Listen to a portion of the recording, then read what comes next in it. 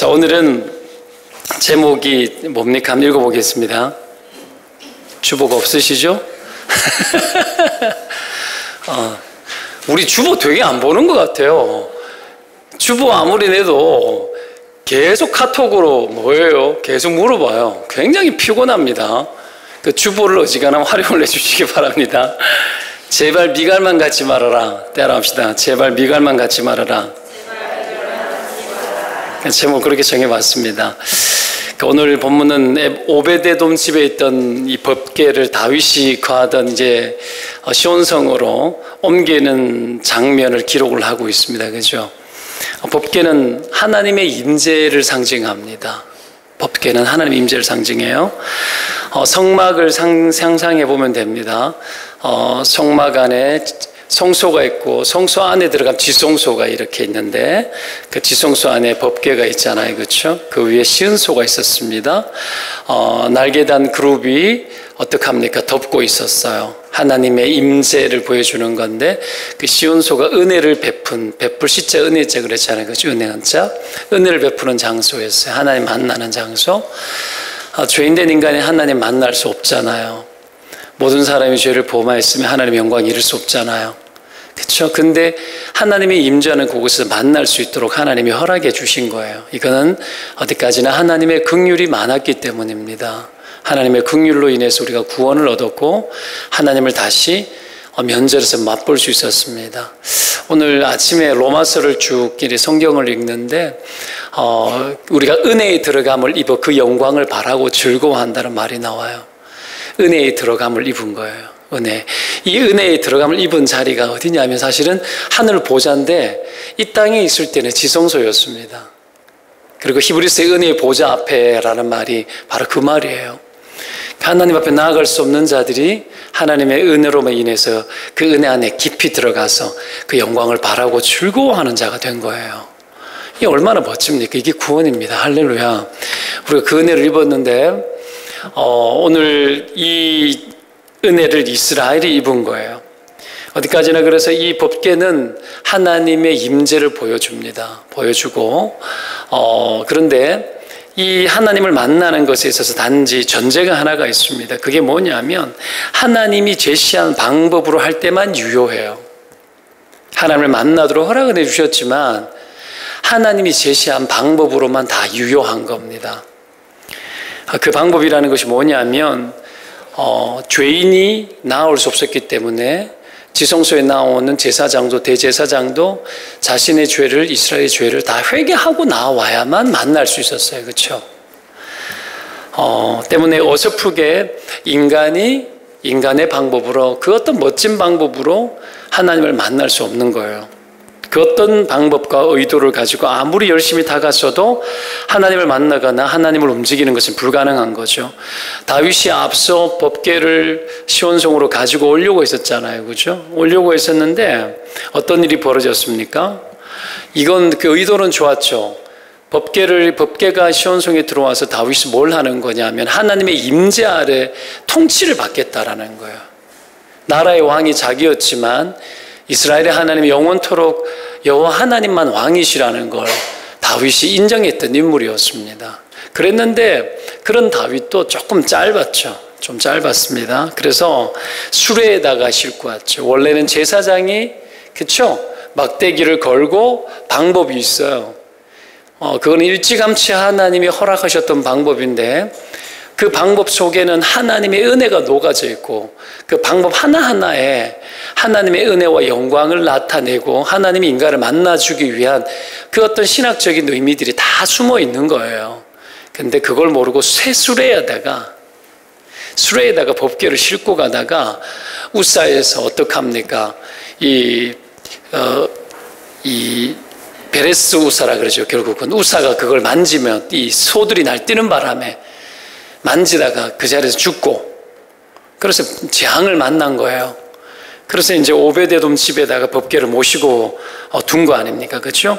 도대체 이렇게 은혜로운 하나님이 이렇게 징계를 하는 것을 보면서 다윗이 멈춰버렸어요.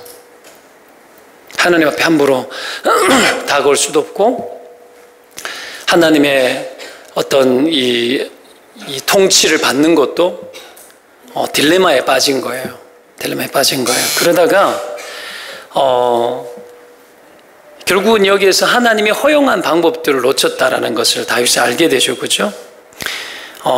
인간은 하나님을 경외하고 믿는 것 외에, 그리고 하나님이 인간에게 허락한 것을 신뢰하는 것 외에는 그 어떤 것도 여러분 바라봐서는 안 된다는 교훈이 있습니다. 그래서 제단을 쌓을 때도 보면은 이 쪼갠 돌을 사용하지 말, 사람들이 정으로 쪼갠 돌로 제단 만들지 말라고 이야기했어요.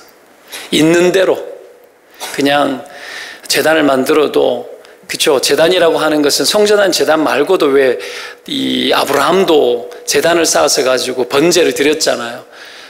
그 어떤 것도 정으로 쪼개서 멋지게 못하게 했어요. 어설픈 돌 그대로 가지고 와서 그냥 예배하게 하고 제사하게 했어요. 사람의 공이 여러분 하나님의 은혜를 불러일으키지 못해요. 사람의 공이, 인간의 어떠함이 하나님으로 하여금 감동을 줄 수 없다는 거 알아야 합니다. 하나님이 허락한 대로만 해야 돼요. 하나님이 열어주신 대로만 우리가 거기에 집중하고 그 열어주신 대로 성실해야 합니다. 그렇게 살아가시기를 축원드립니다. 이게 믿음의 세계죠. 하나님이 열어준 세계대로 성실해야 됩니다. 그 어떤 것도 다 우상입니다. 그 어떤 것도 우리가 원하는 욕구고 탐욕입니다. 그렇죠? 이래야 하면은 좋아하시겠지? 그런 생각도 우리가 잘 접어야 되는 거죠. 그러다가 이제 오베데돔 집에 3개월 동안 법궤가 머물렀거든요. 근데 그 가정에 복을 받은 거야. 오베데돔이 하나님을 경외하고 잘했는가 봐요. 여튼 그래서 용기가 생겼습니다. 그래서 이제는 하나님을 제대로 하나님의 임재를 경험하는 하나님의 사람의 제대로 된 마음과 자세를 가지고 이제 법궤를 시키는 방법대로 제사장들이 어깨에 메고 이제 가지고 온 거예요. 이게 이제 본문에 보여주는 건데, 레위 자손이 메고 온 백성이 환영하고 찬양을 하고 춤을 추고 영접하는 장면이 나옵니다. 그런데 이 좋은 날에 25절 마지막 끝절에 보면은 다윗의 아내 미갈이 다윗이 춤추고 뛰노는 것을 보고 마음이 업신여겼다고 나오죠. 이것을 보면 미갈은 영적인 것에 대한 무관심한 사람의 정말 단면을 보여줘요. 영적인 것에 대한 무관심. 미갈만 갖지 말아라. 이런 영적인 무관심과 이런 태도들은 절대로 배우면 안 되고 닮아서도 안 됩니다. 영적인 무관심은 절대로 축복받을 수가 없어요. 아시다시피 미갈이 이 사건으로 인해 가지고 어떤 일이 벌어지죠? 미갈에게 죽는 날까지 자녀가 없어요. 하나님 태를 막아버려요. 태문을 막아요. 여러분, 이게 뭘 보여줍니까? 영적인 무관심의 결론이 뭔 줄 압니까? 아이를 못 갖는다. 그건 기계적 논리를 따지면 안 되고, 우리가 적용을 해보면 뭐냐 하면은 그의 인생을 통해서 생산적인 삶이 없고, 여자의 기쁨, 어미의 기쁨 다 빼앗아가고, 결국은 그에게 있어서 미래가 없게 만들어버리는 거예요. 미래가 없게 만들어버리는 거예요. 그의 인생이 참 비참해요. 생산적인 삶이 그의 삶에 없는 겁니다. 신앙생활을 보면 그 사람 뻔히 많이 보여요. 왜냐하면 하나님이 역사할 것 같지 않은 사람도 진짜 많아요. 여러분, 우리가 과연 하나님의 임재 속에, 하나님의 살아계심 속에 하나님이 어떻게 나에게 응답하고 말씀하고 움직이고 계신지를 느끼고 경험하고 말하고 표현하고 산다라는 건 어마어마한 놀라운 일입니다. 진짜 놀라운 일이에요, 여러분. 근데 많은 사람들이 그 하나님의 임재를 경험하지 못하고 그 하나님의 어떠함이 어떤 것인지 느끼지 못하고 살아가는 경우가 정말 많습니다. 영적인 무관심. 수많은 신자들이 있지만 많은 신자들이 있다 하여서 그들이 다 살아계신 하나님으로 경험하고 체험하고 살아가느냐 했을 때 함부로 예수라고 말할 수 없습니다. 한번 보시기 바랍니다. 근데 여러분, 우리가 대화를 해보고 그 사람을 보면 그게 보여요. 기대할 것이 별로 없고 소망이 별로 생기지 않는 사람들이 정말 많습니다. 배우지 말아야 될 거죠. 미갈 같아진 사람들이 되게 많아요. 성경이 절대로 담지 말아야 될 인물이죠. 이런 영적 무관심이 어떤 것인지 우리가 오늘 본문 안에서 몇 가지로 좀 살피기를 원해요. 미갈이 가지고 있는 영적인 무관심의 현상이 어떤 것으로 주로 나타나는지 우리가 좀 보고 영적 무관심의 증상이 나에게 없는지 발견하는 시간이 됐으면 좋겠어요. 첫 번째가 뭐냐면 영적인 무관심에는 동참이 없어요. 동참이 없습니다. 오늘 미갈이 사울의 딸 아닙니까? 창에서 내려보다가 그렇게 나옵니다. 그죠? 오늘 읽었던 본문을 한번 보시기 바랍니다. 창에서 내려다 봤다고 나옵니다. 사울의 딸이라고 굳이 또 표현을 하죠. 그죠? 사울의 딸. 너무 사울스럽다라는 거야. 사울의 딸 미갈이 창으로 내다보다가, 이게 언어의 표현을 보면 창의 기대가 비스듬히 기대가지고 이렇게 보는 거예요. 그렇게 보고 있는 거죠. 모든 백성이 다 환영하고 다 열렬히 다가서는데 창으로 그렇게 보고 있는 겁니다. 구경꾼이죠. 영적인 세계에 다가서지 못하는 사람은 늘 멀리 떨어져서 그냥 구경꾼처럼 있는 거예요. 귀뜸귀뜸 살피는 겁니다. 예수님 시대에 많은 군중들이 예수님을 따랐잖아요. 그 중에 구경꾼 되게 많았죠. 그죠? 그래도 그 구경꾼들은 따라다니면서 구경했잖아. 따라다니면서. 그렇죠? 호기심이라도 있었잖아요. 그죠? 무리들이 있었지만 다 제자는 아니었습니다. 삭개오 같은 경우도 구경하기 위해 가지고 영적 궁금증이죠. 그 뽕나무 위에 올라가서 자기 한계를 극복하고 나무 위에 올라가서 이렇게 보는 거예요. 뭔가 이런 게 필요해요. 하나님을 향해 나아가는데 불편한 것들이 없는 거야. 불편하지 않게 예수 믿는 것은 거짓말입니다. 어떻게 여러분 우리가 불편함 없이 하나님 앞에 나아갈 수 있겠습니까? 하나님의 긍휼은 우리에게 너무나 은혜로 우리에게 왔지만 십자가는 쉽지 않았잖아요. 그 주님을 만나기 위한 우리의 마음, 내 마음에 원하는 대로, 주님을 원하는 대로 내가 다가설 때는 우리의 육체를 괴롭히게 되어 있어요. 쳐서 복종시키는 거예요. 수요일 날에 그냥 와주셔서 상당히 감사한데 저 좋아라고 온 건 아니죠. 그렇죠? 그죠? 여러분 한번 보시기 바랍니다. 영적인 무관심은 영적인 이 동참 자체를 여러분 허용하지 않습니다.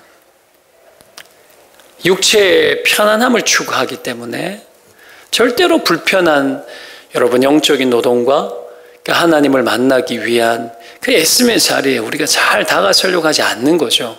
오늘 미갈처럼 그렇게 되는 겁니다. 그냥 구경이 아니라 영적인 세계에 대한 호기심과 그 세계를 경험하고 싶어하는 그런 구경. 예수님 따른 무리들. 그 정도면은 정말 괜찮은 거예요. 착한 거예요. 그런데 미갈은 여기에 어떤 호기심도 그 세계에 대한 동경도 없는 겁니다. 여러분 동참이 없어요. 함께하지 않는 거예요. 그냥 항상 거리감이 있습니다. 신앙생활의 이 핵심 속에 들어오지 못하고 주변에서 맴돌고 변방에서 늘 멀찍이 떨어져 가지고 뭐 하나 슬쩍슬쩍 그냥 보는 걸로 들어가면 피곤한데 내가 뭐 너무 예수 열심히 믿으면은 괴롭고 시간도 없고 할 일도 많고 그런데 내가 아유 귀찮다 피곤하다 이런 것들이 되게 많죠. 그래서 동참이 없어요. 동참이. 신앙은 좀 과해봐야 합니다. 과해봐야 됩니다. 과하게 가봐야 돼요. 그 어떤 것도 마찬가지예요. 여러분 가보지 않고 여러분 기본을 조절할 수 있습니까? 그렇지 않지 않습니까?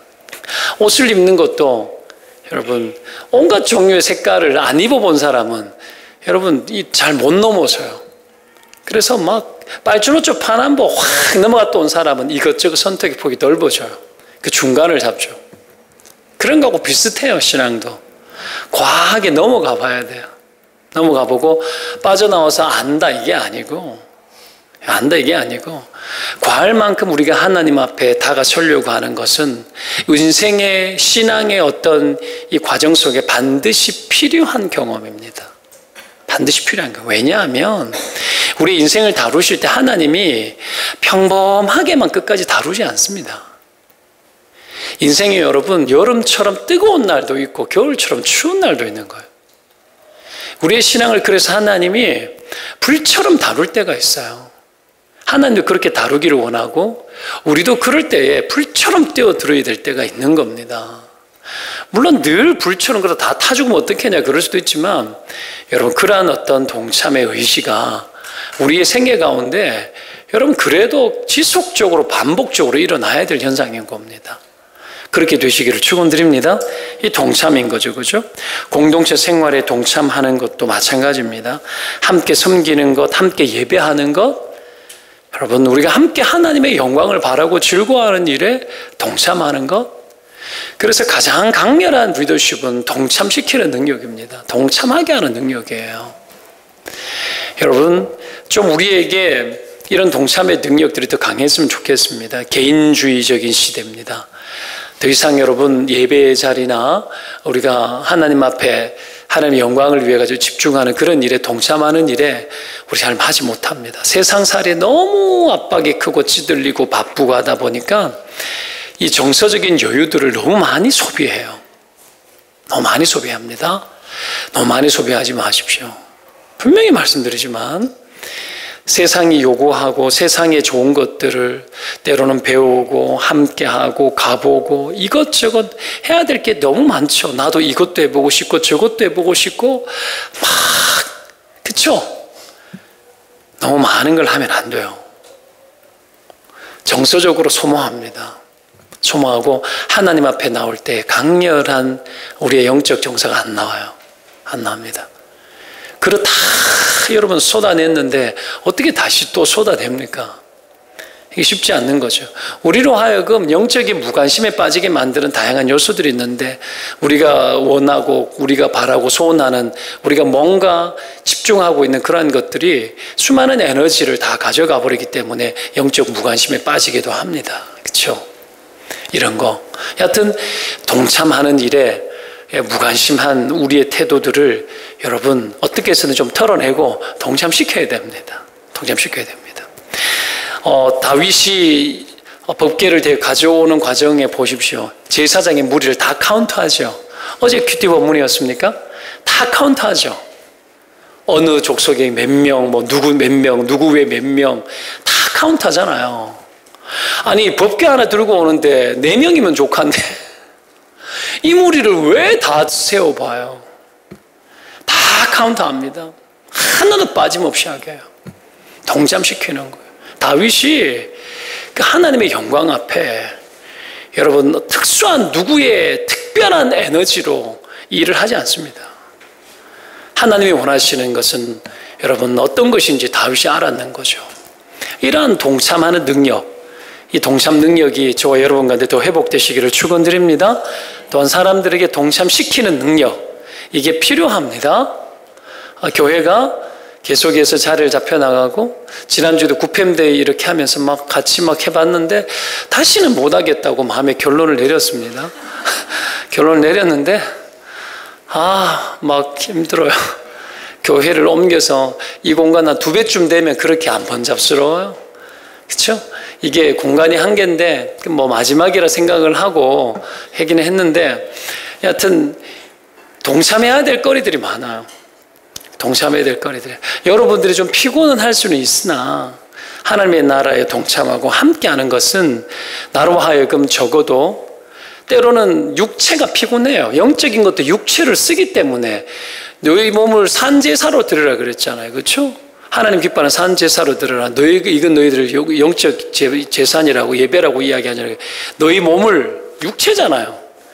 예배는 몸을 동원합니다. 영적인 것을 몸을 쓰기 때문에 똑같이 몸을 쓸 때에 육체의 피곤함은 있습니다. 여러분 없을까요? 있습니다. 있습니다. 그러나 육체를 그렇게 헌신시켜야 내 육체가 죄 짓는데 함부로 헌신하지 않습니다. 여러분 아셔야 합니다. 몸에 힘이 남아 돌잖아요. 하나님 앞에 쓰지 않고 피곤해질 만큼 육체를 하나님의 영광에 쓰지 않으면 힘이 남잖아요. 물론 가정의 일도 하나님의 영광을 위해서 하고 빨래도 하고 청소도 해야죠. 그렇지 않으면 이 남아있는 몸으로 어째 주체일 줄 몰라가지고 전부 여러분 소비적인 것에 써요, 여러분. 이게 잘못된 거다, 힘든 거다, 그냥 피곤한 거다라는 논리로 막 가져가지 마요. 그건 여러분 마귀가 우리를 마비시키는 거예요. 육체가 피고 예수님 보십시오. 골아 떨어지지 않습니까? 온몸을 다 써서 일을 하셨거든요. 주일날 2부 예배 때 설교할 때 제 목소리 막 안 나오는 거 들으셨죠? 몸이 기운이 이제 옛날 같지 않아서 체력이 운동을 해도 막 체력이 잘 안 올라와요, 여러분. 맨날 산삼 먹든지 해야 될 것 같아요. 여러분 안 돼요. 육체를 쓰잖아요. 육체를 써요. 몸 힘들어요. 그렇다고 해서 안 하고 싶다, 그런 생각은 들지 않아요, 여러분. 우리가 이 속에서 동참에 대해서 잘 생각해야 돼요. 동참에 대해서. 이 방 안에서 내다보면서 너무 편리하지 않습니까? 들어오는 거 나도 봤잖아요. 거기서 뭐 나도 영광 돌렸다 그러고 하면 되지. 세상 얼마나 좋아요. 인터넷으로 집에서 예배 다 드릴 수 있고 얼마나 좋아요. 그것으로 자기 위안 삼고 육체로 하나님 앞에 제사하고 예배하는 거 하지 않는 수많은 편리함에 빠져있는 이 우상덩어리죠, 이거. 여기 빠져있는 우리의 이 동참하기 싫어하는 이 마음들 자체가 부패하고 타락한 거죠, 여러분. 이걸 쪼개내고 깨뜨려내야 되는 겁니다. 그래서 수요일날 몸을 이끌고 이리 온 건 사실은 상당히 잘한 거예요. 잘한 겁니다. 너무 많이 옛날처럼 가정의 일을 내팽겨 쳐놓고 교회야만 살아라 이렇게 하면 큰일 나죠. 그건 아니에요. 그러나 할만하거든 하십시오. 할만하거든 하셔야 됩니다. 그렇게 해서 하나님 나라 일에 동참을 하고 함께하는 것은 분명히 말하지만 하나님 기뻐하시는 일이에요. 제가 교회에 여러분 사람 부리려고 이런 이야기 하는 게 아닙니다. 아닙니다. 할 만큼 저도 해봤어요. 진짜 할 만큼 해봤거든요. 그 속에서 내 인생의 후회함이 한 절도 없습니다. 한 절도 없습니다. 기꺼이 기쁜 마음으로 하나님 받으실 만큼 드려봤고 또 해봤고 그렇게 하기를 원해요. 여러분, 그렇게 해서 이 영적 무관심에게는 없는 이 동참의 능력들이 저와 여러분 가운데서 더 회복되기를 바랍니다. 자, 두 번째는 영적인 무관심에는 이런 영적 감성과 영적 반응이 없어요. 영적인 감성. 이게 없어요. 다윗이 법궤가 들어올 때 춤추며 뛰었잖아요. 왜 뛰었을까요? 언제 뛰죠? 기뻐서 뛰는 거예요. 기뻐서. 여러분, 영상을 하나 봤는데 미국에서 아이들이 강아지를 선물 받았을 때에 아이들의 어떻게 반응 보지 혹시 보신 적 있습니까? 거의 대부분 아이들이 눈물을 흘려요. 하고 표현을 막 해서 눈물을 뚝뚝뚝 흐르고 침대 앞에 가가지고 엎어져가지고 막 울고. 강아지를 선물 받았을 때 아이들이 나는 이해가 안 됐어요. 뭐지? 워낙에 리액션이 강한 민족이긴 해요. 그죠? 근데 이해 잘 안 되잖아요. 우리나라의 애들 안 그렇잖아요. 왜 그럴까 생각해 봤어요? 감성을 다 죽였어. 감성을 다 죽이고 감성을 너무 통제받았어요. 너무 많이 가르쳐. 인간을 있는 그대로 자연스럽게 내버려둬야 되는데 이게 맞아 저게 맞아 부모가 조정해. 양육하면서. 우리나라는 너무 심한 거 아십니까? 너무 심해요. 그랬을 때 생각해 보니까 왜 강아지 2마리를 내가 아주 어릴 때 초등학교 1학년 때인가 우리 엄마가 사왔던 거 얻어왔던 거 갖고 왔는데 하나는 막내 누나 거 하나는 내 거 2마리를 길렀어요. 그때 잘 모르니까 이름을 부르독으로 지었어요. 제가 불독이라는 말을 듣긴 들었는데 몰라 1학년 때였던 거예요. 그래서 내가 발음도 잘 모르겠고 나는 부르독구다 이래가지고 부르독으로 지은 거예요. 나는 백구, 우리 누나는 황구. 그걸 받고는 막 좋아가지고 못 살았어요. 생각해 보니까. 근데 어느 날 학교를 갔다 왔는데 우리 외갓집에 이 황구를 우리 어머님이 선물로 줘버린 거예요. 우리 누나가 울고 불고 바닥에 뒹굴고, 내보다 3살이 많았는데 몇 날 며칠 식음을 좀 폈어요. 이게 왜 그랬을까? 너무 많은 정보와 너무 많은 세상 읽기에 여러분 물들지 않았기 때문에 그래요. 조기 교육은 자녀들의 감성을 망하게 합니다. 인간이 하나님 앞에 자연스럽게 태어나서 자연스럽게 자라는 거 통해서 봐요.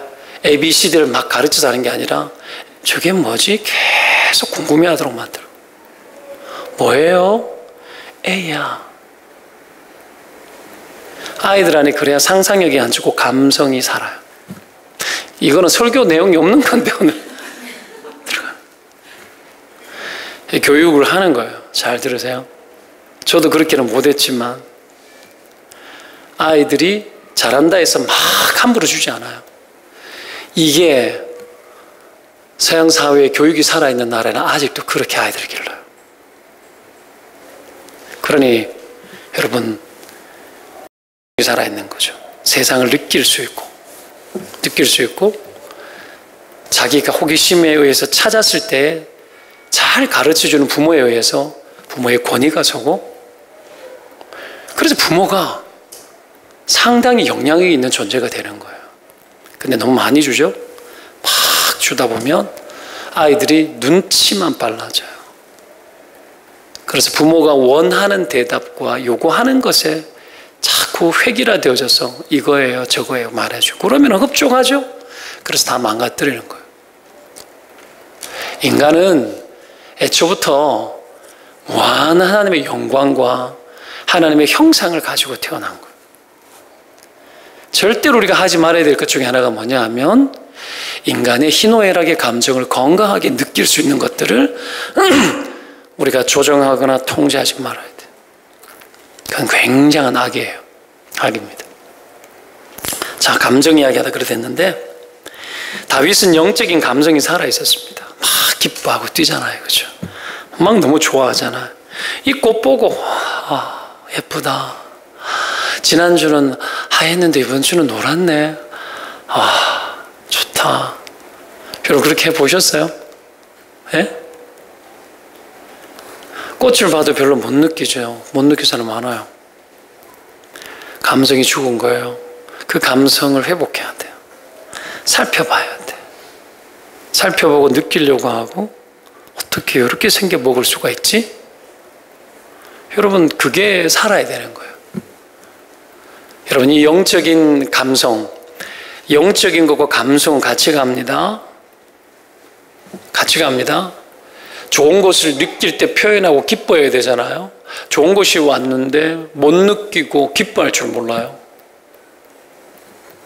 이게 어떤 문제가 생기죠? 좋은 사람 만났는데 좋은 줄 못 느껴버려. 그러면 좋은 사람인 줄 모르는데 내가 좋은 사람과 결혼할 수 있을까요? 내가 좋은 사람과 사귈 수 있을까요? 혼재되는 거예요. 이런 거 이게 맞나 저게 맞나? 우리 안에 여러분 그런 현상들이 일어나는 겁니다. 때문에 감성이 우리가 건강하게 살아야 돼요. 혹 내가 건강하지 못할 수 있어요. 지금이라도 늦지 않았어요. 잘못 만난 남자 헤어지라는 얘기가 아니고 그 이야기가 아니고 느껴보라는 거지. 잘못 만났다라고 느껴지는 그 남자 안에 얼마나 좋은 것이 많은지 느껴봐야 돼.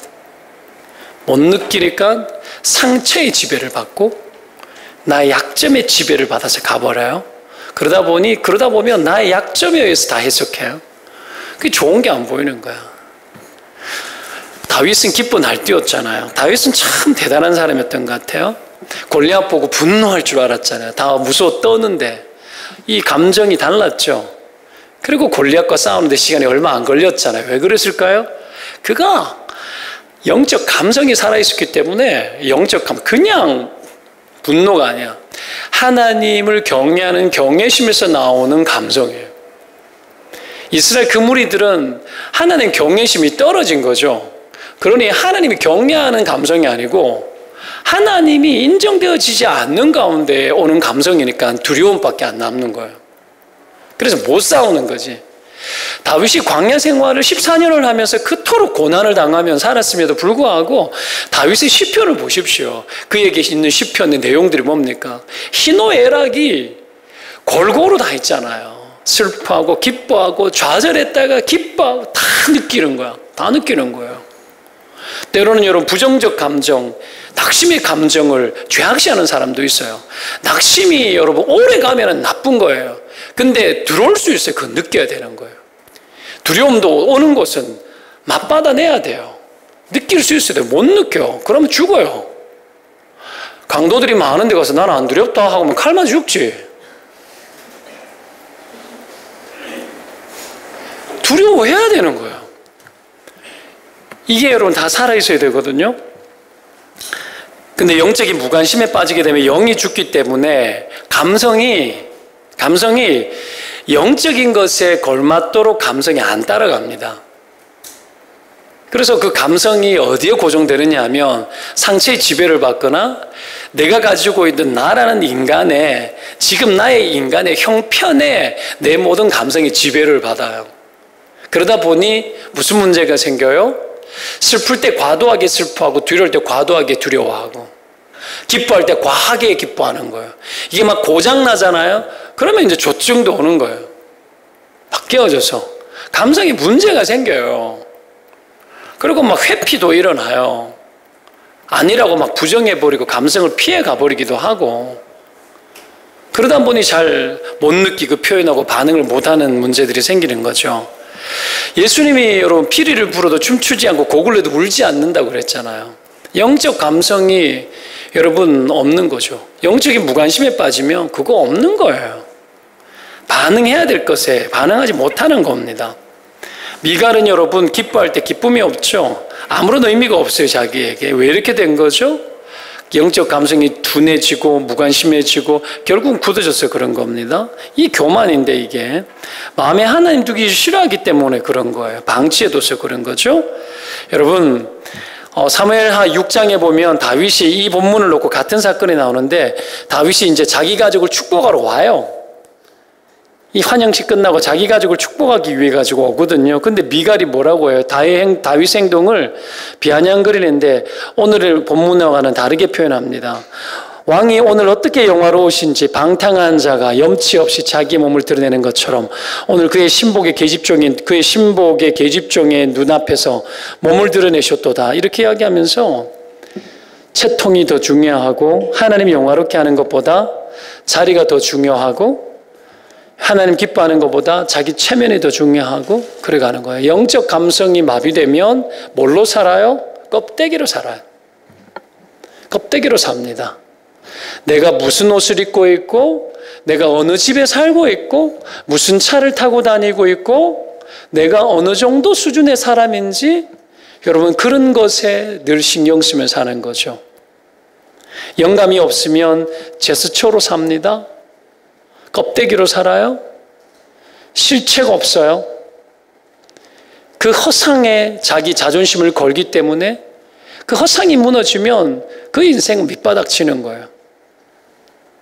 사람들에게 내가 어떻게 비치느냐 이걸로 사는 거죠. 그런 사람 눈에는 하나님을 기쁘게 예배할 수 없어요. 하나님께 반응하고 울고 웃고 기뻐하고 슬퍼하고 애곡하고 찬양하고 이런 기도의 모습이 그렇게 기도하는 영적인 삶으로 살아가는 사람의 모습이 이해가 안 돼. 다윗이 저러고 있는 것이 전혀 이해가 안 돼. 미친 것처럼 보여. 신앙생활 열심히 하는 사람 보면서 왜 저러는지 몰라. 눈물을 기도하는데 정신병자처럼 막 취급하고 막 이상하다 그러고 이런 식으로 가버리는 거죠.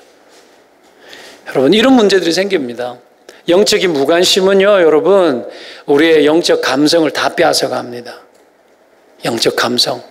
우리가 하나님을 경험하는 게 왜 중요할까요? 아이들도 어릴 적부터 하나님을 경험하고 예배하고 통성으로 막 기도시키고 막 시키거든. 왜 그럴까? 아이들이 뭐 통성기도 왜 해야 돼? 해야 돼요.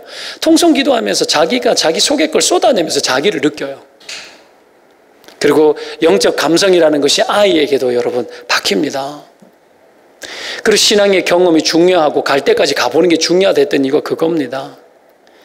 여러분 예전에 어른들이 산에 가서 산기도 하고 그 산에서 느꼈던 산바람 소리와 솔나무 사이를 파고드는 한겨울에 칼바람이 막 치고 들어와서 쇠쇠쇠 소리가 나고 어디서 막 요 늑대 소리 같은 것도 막 들리는 것 같고 막 무섭기도 하고 여러분 계곡에 물소리 막 지나가고 부시럭 끓으면 막 겁도 나고 막 그런 가운데서 막 무서운 데 가서 더 열심히 기도하거든요. 막 못 느껴들어. 산기도 해보셨어요? 여러분 막 기도하고 그때 들어지는 그러는 중에 하나님이 내 안에 막 평화롭게 막 추운데 막 기도하는데 막 열이 막 나고 막 더운 느낌, 감각 이런 것들 막 한번 경험해 보세요. 이게 여러분 지난날 딱 생각하면 느낌이 딱 올라오죠. 감성이 경험되어진 거죠. 이게 없으면 여러분 안 돼요. 이게 없으면 안 돼요. 우리가 늘 하나님 앞에서 늘 다윗처럼 이렇게 살 수는 없을지는 몰라도 그럼에도 불구하고 우리의 삶에 전반적으로 영적 감성이 늘 반응해야 돼요. 그래서 저 사람을 보고 날뛰는 것을 보고 느껴야 돼. 느껴야 돼. 사람을 느껴야 된다고. 너무 좋다. 느껴야 되는 거예요. 그걸 부러워하고 바라봐야 되는 거예요. 왜 저러나? 과하다. 여러분 가끔씩 교회 안에 신앙의 스타일 다르고 기도의 스타일이 다르고 막 그러다 보면 저거 아닌데 왜 저럴까 막 이럴 수 있거든요. 저는 어지간하면 가만둬요. 제발 좀 괴롭히지 마라. 한나가 하나님 앞에 마음을 쏟아 기도 놓고 이럴 때 엘리가 영적으로 무관심하고 부패한 제사장의 위치에 있었지 않습니까? 술 끊으라 이랬잖아요. 괴롭히는 거야. 이게 여러분 영적 감성이 없는 사람들. 교회가 영적 감성이 없으면 여러분 통제가 많아지고 반응이 없어지고 사람들을 품어내지 못하는 거예요. 그래서 우리 교회 같은 교회는 오면은 너무 정제되어지고 통제되어지거나 고정적으로 이렇게 훈련받거나 엄격하게 훈련받은 사람들은 오면은 힘들 수 있는 교회 중에 하나예요. 왜? 시끄럽고 그래 반응이 많고 리액션이 많잖아요. 근데 이런 감정도 중요한데 이게 영적 감정이 들어와서 느껴지는 것들이 많아야 되는 거예요, 사실은. 여러분 그런 교회 안에 하나님이 비전도 주시고 능력도 주십니다. 다윗이 왜 그토록 쓰임받았을까요? 주님을 사랑하는데 그런 뜨거운 감성을 가지고 사랑했거든요. 그래서 다윗이 귀하게 쓰임받았던 겁니다. 마지막으로 영적인 무관심에는 뭐가 없냐면 경계가 없어요. 스쳐 지나가면서 함께 이야기 나온 건데요. 29절에 마음이 업신여겼다고 나오잖아요. 그렇죠? 미갈이 다윗의 이 사건을 평가한 거죠. 영적인 무관심을 가진 자들의 가장 큰 문제는 경계가 없어요. 자기 위치를 몰라요. 선을 넘어 판단해요. 자기 위치를 모르게 되면 그렇게 되는 겁니다. 함부로 남의 자리를 말하고 함부로 여러분 다른 사람에 대해서 결론 지어요. 함부로 교만한 판단과 비판이 막 나와요. 그러지 말아야 돼요. 여러분 이 목사도 성도들이 그렇게 많이 있지만 저 사람은 저럴까 저 사람 저럴까 언뜻 올라오는 게 있더라도 대놓고 가가지고 당신 이런 사람 아니냐 막 그래 할 수 있어요? 아니죠. 나의 판단이 무조건 맞고 느껴지는 대로 옳다라고 착각하기 쉽습니다. 미갈이 그 상태예요.